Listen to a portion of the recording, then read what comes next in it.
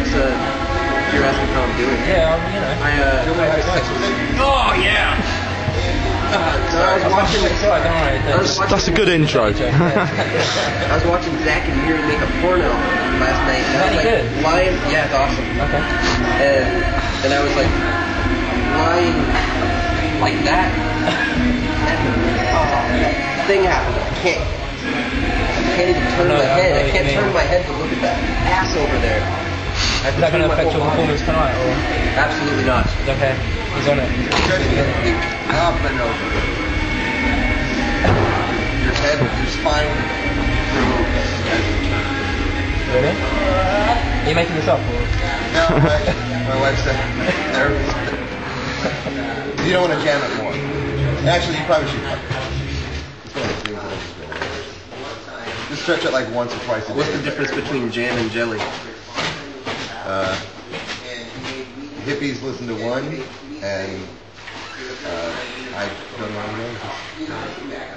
doing. You're an apple. There's a punchline. Oh, okay. What's the? I can't jelly my dick down your throat. Yeah! All right. That was brilliant. That was that's on my mate. This is a video. Don't enjoy that. Yeah. Right. It's true. You can't. Do the interesting questions first, I suppose. We'll do the interesting answers first. Were you always music boys, or was it you just sort of fell into it, or always? From when you were a little kid? Yes. You always wanted to play music. Yeah, I got a picture of me at 4 years old playing a ukulele because I couldn't. His guitar was too big. Yeah. I started. This is in my school. My dad played guitar.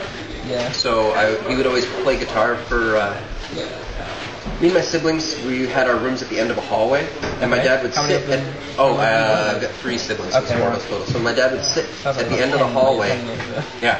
So he would sit at the end of the hallway and read The Hobbit or The Lord of the Rings to us. So we went through all the books when we were little. And then after that, he would just sit in the hallway and play guitar so we could all hear him in our rooms. I want your dad! And so we'd fall asleep to that every night. And then I had a really great school music program. Started off playing recorder in the 3rd grade. And I was like 8 or 9 years old. And then the next year you all get to pick your instruments, and I took saxophone because my next door neighbor played saxophone and he was super cool.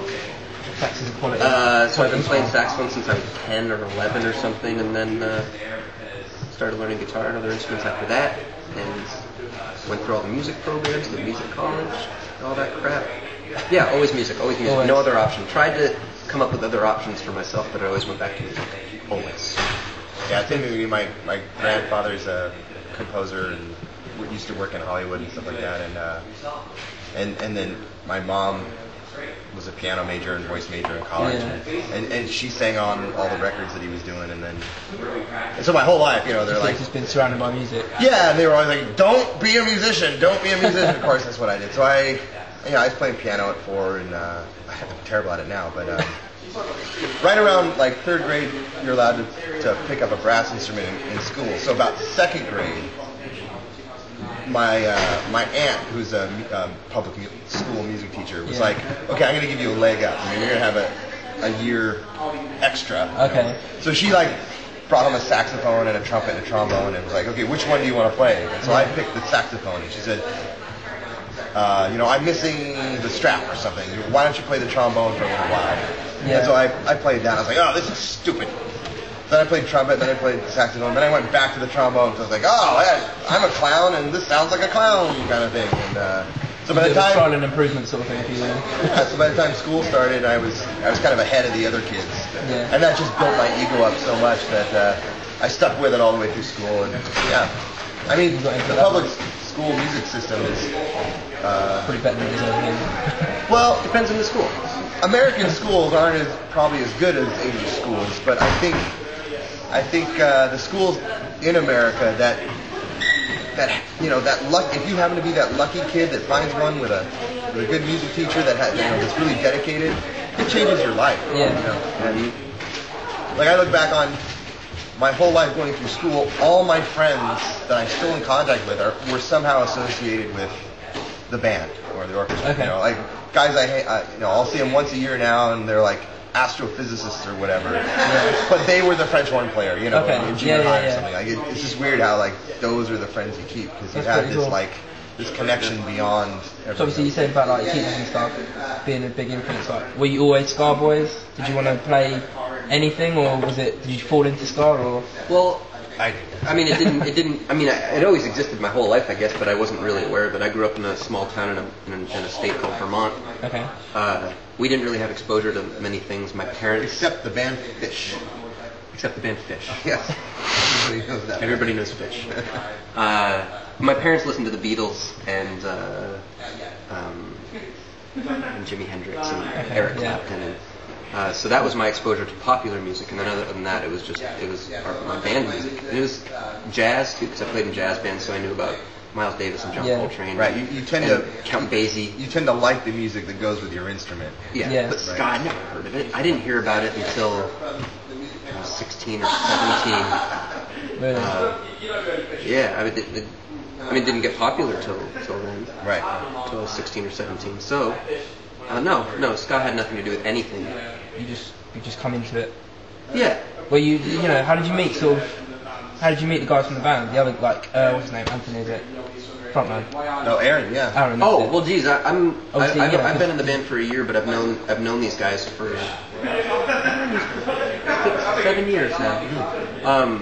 With me, it was since I'm later coming into all this, it was I went through college and all that stuff, studying recording engineering. Okay.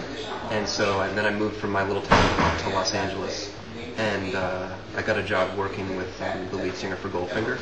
Okay. And so I was making records with him, and then I started touring with Goldfinger, playing saxophone. And then my first. And then we stole him.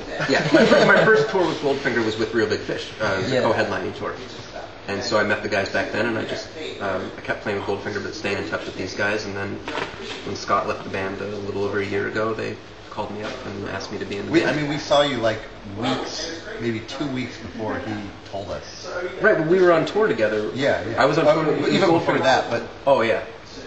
But we saw you at like the House of Blues in San Diego or something. There was that show that wasn't really connected to the South American tour or the Australian tour. Yeah. And you were just standing there, and Scott was talking to you, and me and Aaron were staring at the two of you, and we looked at each other and went, "That's our guy." You know, like, wow, it's done. It's like love at first sight then. Well, it's just we realized that we'd always been thinking it, and just seeing you guys there, it's like, wait, if you close one eye, they look the same. So it's like that, okay. Yeah, I mean, like I was saying about, it's the instrument you play. Like, I joined the band in high school. They were already sort of playing in the local scene, and they were just deciding to become a ska band. But that was because the bands that were getting the best shows in town, No Doubt, Sublime,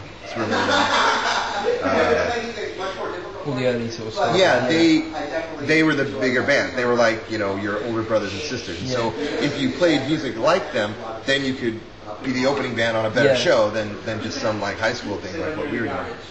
And so, and Aaron genuinely liked the music. None of us really knew what it was. We were like, that's kind of that UB40 thing, isn't it? And so I just went to a show. Like my friend dragged me to a show, and he's like, "This is a ska." He was a rude boy though. He had the derby and the docks and the suspenders and everything. And he's like, "This is ska music. I will show you how to dance." And like it was a Real Big Fish show at a coffee shop. And the next weekend we tried out for the band. And it's pretty much because it's the only thing a trombone can do, right? I wasn't good enough to go play jazz, so it's like. Okay, so it's like that. Obviously you're saying about your fans a little bit, right? There's a lot of this underground, isn't it? Your sort of fan base. Is there a reason you haven't gone commercial, or you just enjoying what you're doing at the moment? You don't really want to. Well, we kind of started underground, with the whole ska scene like it is now, and then because of bands like No Doubt and the Boss Tones and Sublime and stuff like that, they all got really big, and so for about 2 years there, we were on a major record label. We had videos on MTV, and we did pretty good, and that got us got our foot in the door. So we've sort of been riding that ever since. Because we initially did a lot of work in that punk rock sort of DIY method. Once we got dropped from the label, once the whole music industry turned around, we kind of already knew what to do because we were doing it beforehand. We already had our mailing list of fans, and the internet just made it way easier. And So we kind of hit the ground running, and we've just been doing that ever since. And that's the cool thing about ska music is people are used to going and seeking it out on their own. So you may not have millions of fans, but you have thousands of really dedicated fans. Yeah. And so we kind of rely on that. Yeah, I was going to say that. It was what I found with Real Big Fish is, people that I've spoken to, they either love you guys or don't know who you are. Right.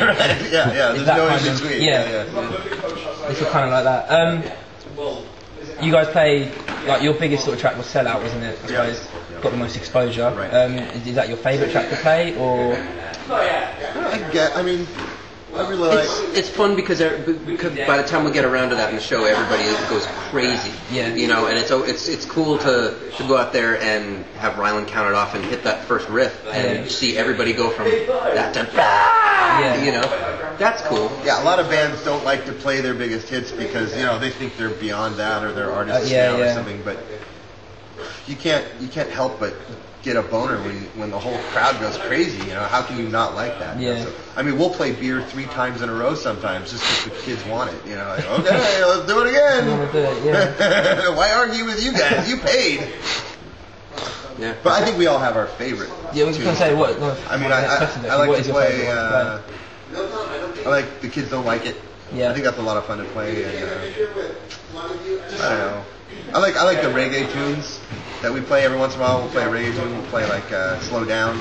Yeah. I like to be able to breathe for a second. Huh? Take a picture real quick. Oh, I'll be right back. I got this. You got Next one. The coffee's doing the talking anyway. Yeah. What sort of where's your best places to play? Like, obviously you play, I saw 250 gigs a year or something. Yeah. Something like that. Where's your favourite? Is it Europe? Is it America? It's a weird thing. Everybody's kind of. This is gonna sound cheesy, but everyone's kind of the same everywhere. Like, if you're like I was saying, if you're a ska fan, if you're a Real Big Fish fan, you've already done the work. You're already kind of a weirdo. Yeah. And so because of that, like, all the Real Big Fish fans, all the ska fans around the world kind of dress the same and act the same and talk the same because they're all part of this like geeky sort of thing already that we all are. Is that as why well. you see yourself as geeks? Oh yeah, definitely. Yeah. Okay. Argue about politics. Is there a difference between Real Big Fish fans here and elsewhere, or what was the question? I'm coming in late. No, where do you like playing? Like, is there a place on Earth? So the shows tend to be really good everywhere we go, just because they're not massively huge, like a huge famous band or whatever, but because the kids are so dedicated, like even the weirdest town you're in could have the best turnout as far as the excitement. Like in Criciúma, Brazil. Yeah. Random Criciúma, Brazil. Never heard of it. Tiny little town filled with redheads in Brazil. And the show was insane. Insane. And it was in this like Knights of Columbus Hall. I don't know if that makes sense right here, but like it was in like this weird place that looked like a giant bathroom. It was all like white tiles on the floors and walls, and the stage was like this high. Yeah, and it looked like a place your grandparents would play pinochle or it was like a bingo hall. Where it was out on this like random little road out on the edge of town, and we got there and we're like, man, this is gonna be weird. But then like 2 hours before the show started, the parking lot starts filling up, and then you look out there and there's like 1,000 kids out there tailgating. They're all out there drinking outside their cars, and all these redheads out there drinking outside their cars, and then they go crazy. And who knew? Like Criciúma, Brazil, with the energy of like a show in London. Really awesome. Random little places. People probably always say this, but we were talking about this earlier today that we always forget to say Nottingham because this is a great venue. I was going to say. It's a great place to have a show. Kids are always crazy here, and they cook food in house. We don't have to go out and get it, or we don't have to like sit there and eat cold sandwiches. Like, they got a guy in here that just full on spread. We all just tuck in every time we're here. And, that's what we remember. I can eat sausage.